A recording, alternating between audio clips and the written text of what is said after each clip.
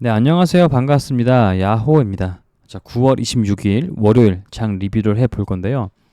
자, 오늘 같은 날은 정말 지독한 하루였어요. 그래서 코스닥 같은 경우에는 5% 넘게 급락을 했고요. 그 다음에 코스피는 3%의 급락을 했는데, 코스닥은 제가 종가 기준 5% 이렇게 급락을 한 경우는 원래는 제가 못 본 것 같아요. 이게 처음 보는 것 같은데 굉장히 장 분위기가 좋지 않았다 라고 생각을 해요. 그래서 사실 어떤 종목을 들고 있든 간에 굉장히 대부분의 손실을 볼 가능성이 굉장히 높은 하루였고요.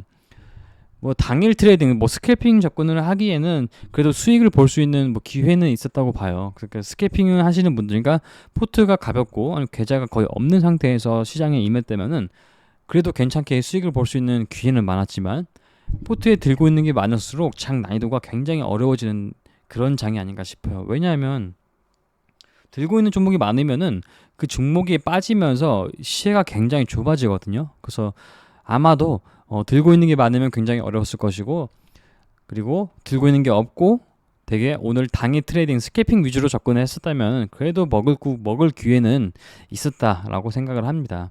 그래서 오늘 전체적인 지수 분위기를 얘기하자면, 6월 달에도 이렇게 많이 빠졌고 이번 달도 굉장히 급락을 하는데, 이게 6월 달에 많이 빠졌을 때와 이번에 급락할 때의 차이는, 6월 달 같은 경우에는 외국인의 매도세가 엄청났습니다. 이때는. 그래서 6월 한 달 내내 거의 외국인이 제 매수하는 걸 거의 본 적이 없을 정도로 매도를 했어요. 그래서 가장 이때 하락할 때 가장 중요한 키 포인트는 뭐였냐면, 제일 중요한 관전 포인트는 외국인의 매수세가 돌아오냐 오지 않냐, 이게 가장 중요한 포인트였어요.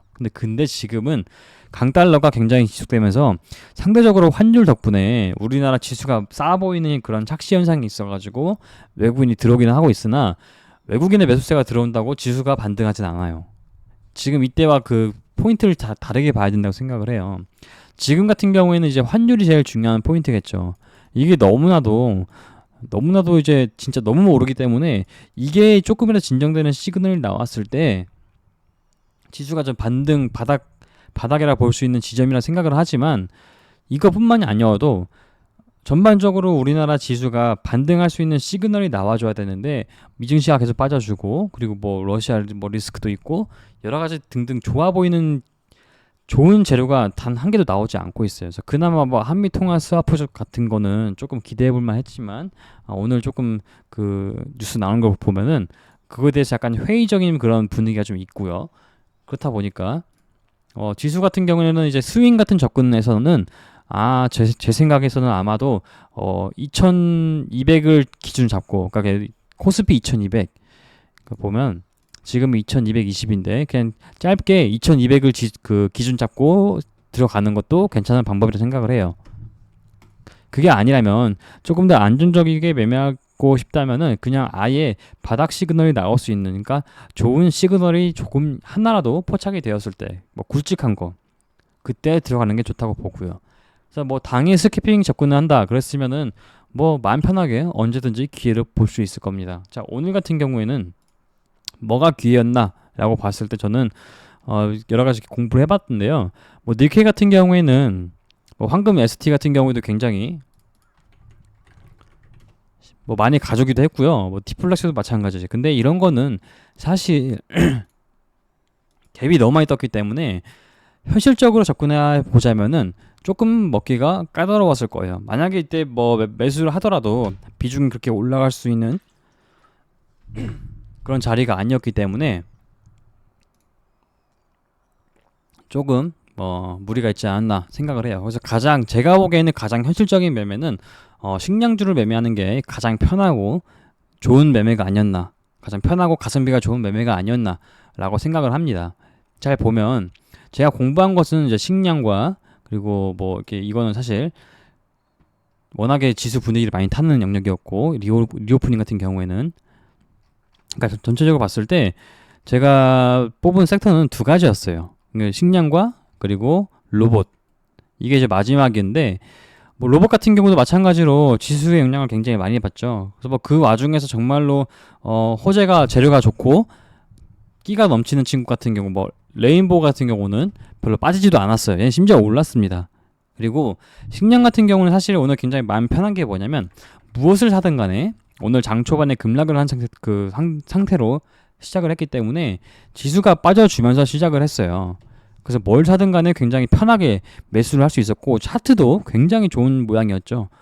그래서 재료도 마침 재료도 있고 재료는 이제 보게 되면은 러시아가 이제 그 전쟁 자금을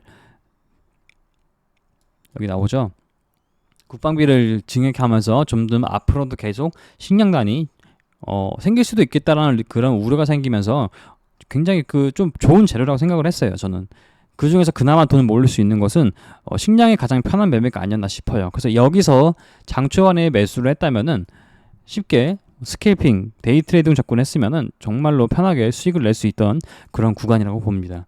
그러니까 항상 사실 데이 트레이딩이나 뭐 스케일핑이나 이렇게 당일 단타로 접근하면 굉장히 편한 것은 지수의 영향은 그렇게 크게 받지 않습니다. 그러니까 오히려 지수가 급락하면은 조금 더 편하게 돈 벌기 쉬워요.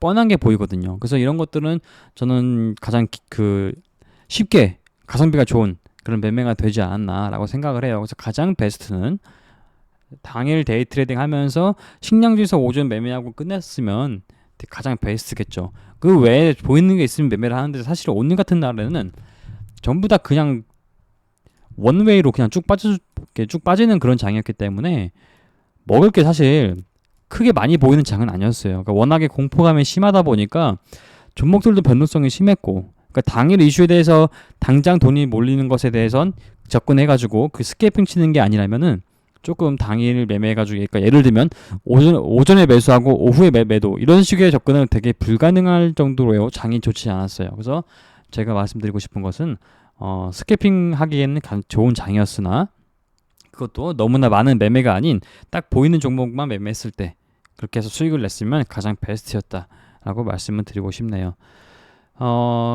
장이 워낙에 어렵다 보니까 많은 분들이 많이 힘들어할 것 같은데요. 제 개인적인 생각은 이제 2200 정도를 잡고 여기서 이제 반등이 나오지 않는다면 당분간은 스윙보다는 계속 당일 스캐핑으로 접근하는 게 낫지 않나 라는 그런 생각을 가지고 있습니다. 자, 오늘 장 리뷰는 여기까지 하고요. 내일은 조금 더 희망찬 장이 되길 바라봅니다. 네, 오늘도 모두 고생 많으셨어요.